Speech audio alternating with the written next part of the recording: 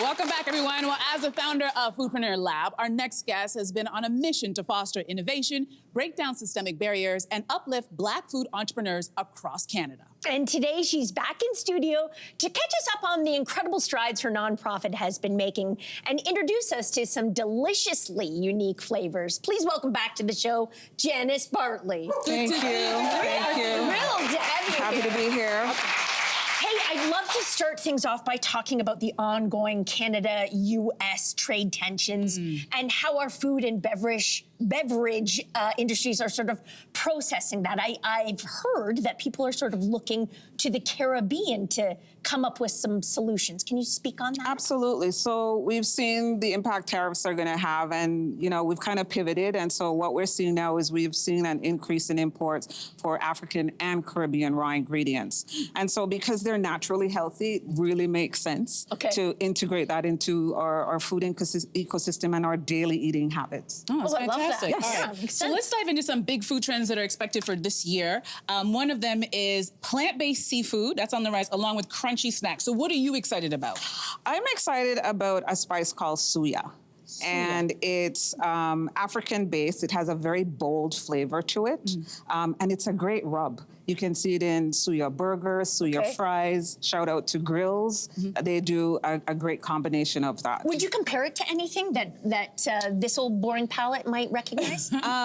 Your everyday spices in the grocery aisle. Yeah. Another kick up a notch. Oh, that's good. I love it. Okay, so Foodpreneur Lab and its participants have had some major wins since you were last on the show. Can you talk to us about some of them? Absolutely. So I'm thrilled to say that there's a company called Patrice who did a product that's infused, and she won the Canadian Grand Prix in 2023. Whoa. It is a spread. It's infused fruit, and it goes well with charcuterie. That's fantastic. So that was one. We also had a gentleman who launched in 2022. It's called 13 Sons. It is a barbecue sauce. It's from Ethiopia. And he also launched and opened his store in 2024 in Scarborough. So shout out to him for that, because that's amazing accomplishment.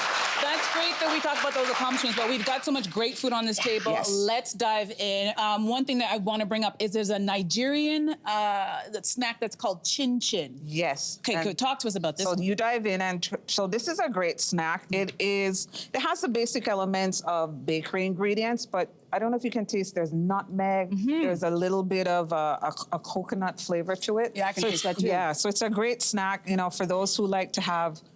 Some of us just munch all the time, and we don't care. It's almost like an elevated arrowroot cookie. Yes, yes, exactly, so exactly. Sweet without being too sweet, too. That's right, and without the calories that come with it. Yeah. But that's a whole different conversation. But yeah, so that's great. So that makes a great snack. And then over here, we have what's called, it's by a company called Carobium Foods. And this is from the pod carob, which is very close to the cocoa pod. Okay. But this doesn't have chocolate in it. So as you can see, it looks like hot chocolate. Yeah. So you pretty much take a scoop of it, throw it in, warm milk. You can go ahead. Okay. Who makes this? So this is called Tobago Latte. Tobago Latte, and it's by Kadeem George. And this actually is homage to his aunt who was diagnosed with cancer, and he wanted to make something for her that didn't have the sweetness, the sugar, and everything. So the beautiful thing about this product is it's gluten-free, it's low in sugar, it's a superfood. Oh, wow. And for the vegans, this is a great alternative. And for the parents out there, this is a great way to slide in the superfood without the kids knowing. Oh, my goodness. You know what? This reminds me of the hot chocolate that we grew up in the Caribbean. This tastes and yet very there's much no like that. chocolate in it. And there's no chocolate in it. That's no amazing. Chocolate in it. All right, so what else can you make with this powder then, besides just a good hot chocolate? So for everyday pancakes, and for those that we like to notch things up, crepes. That would be good as a crepe. Yes, very much so. I am very excited about this next product because it's Nigerian-Canadian hot sauce. Yes. Tell me about it. And so the Nigerian-Canadian hot sauce is made by a company called Beko Foods. The owner his name is Beko.